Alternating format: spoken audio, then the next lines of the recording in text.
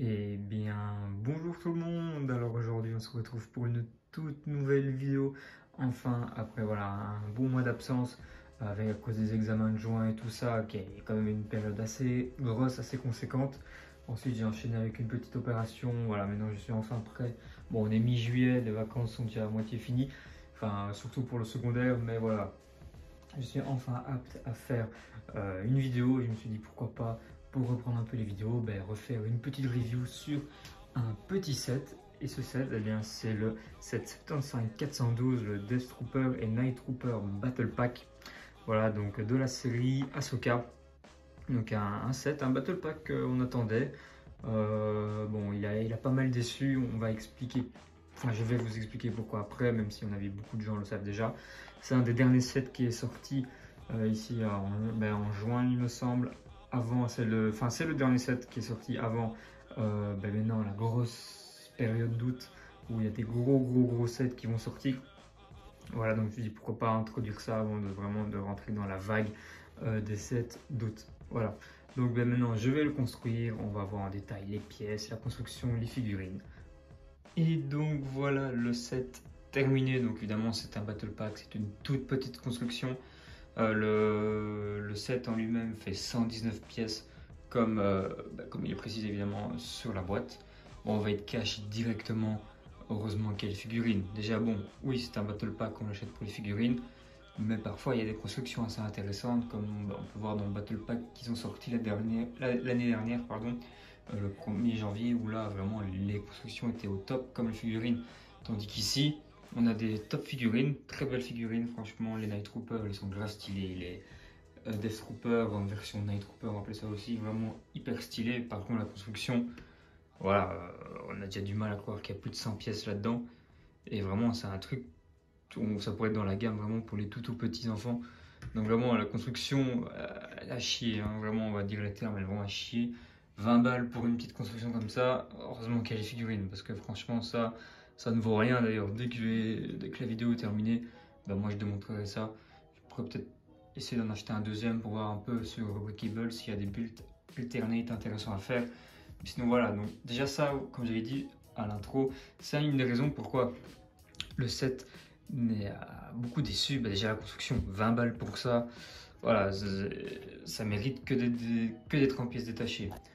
Heureusement, les 20 balles, il y a les figurines, très belles figurines, surtout le Night Trooper avec le casque gris.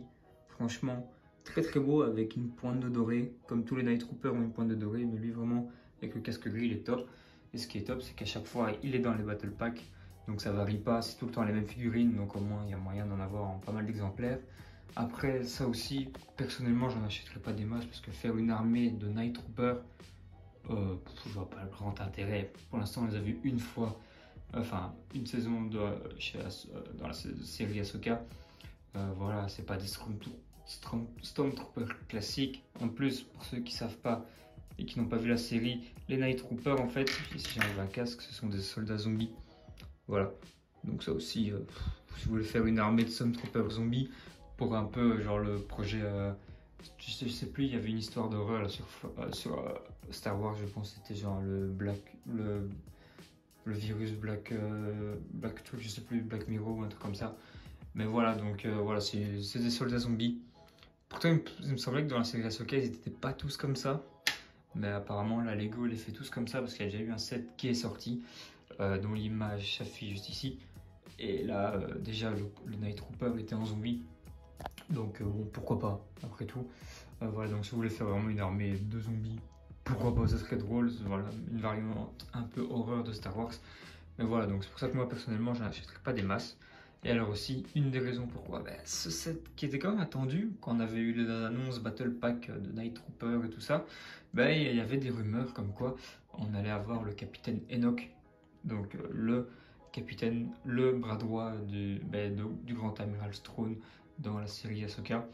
Donc le bras droit, donc celui qui commande les Night Troopers. On pensait qu'on allait l'avoir dans le Battle Pack ou dans le set de Peridia, mais non, toujours pas du Capitaine Enoch. Donc malheureusement, on l'a toujours pas. Je suis pas sûr qu'ils annoncent encore des sets de la série Ahsoka cette année. Il y a la saison 2 qui se prépare aussi, donc peut-être que dans les sets de la saison 2, on aura le Capitaine Enoch. Mais sinon, voilà, donc ça aussi, ça a pas mal déçu. C'est encore une fois qu'on n'a pas la figurine du Capitaine Nemo. Sinon, pour en revenir un peu à la construction en elle-même, donc voilà, donc ce que j'aime quand même bien, ce que je trouve stylé, c'est les ailes. Voilà, donc elles sont articulées, on peut les bouger dans tous les sens, on peut les baisser, les lever, c'est un simple mécanisme, c'est tout con, franchement ça c'est top. Ça c'est peut-être la seule bonne partie, je trouve assez stylé avec les ailes voilà, comme ça. On peut mettre les 4 figurines, ce qu'on savait pas faire dans le dernier Battle Pack de l'Empire qui était sorti en août l'année passée avec les Rebel Scouts vs... les Rebel Scouts, les rebelles de la Frigate, là je sais plus quoi, contre les Stormtroopers. Là on savait mettre que 3 soldats, là on a le pilote, on a la place pour le pilote, et alors on peut mettre 4 soldats. Donc ça franchement c'est un point positif, c'est qu'on peut vraiment mettre des figurines dedans, ça c'est top.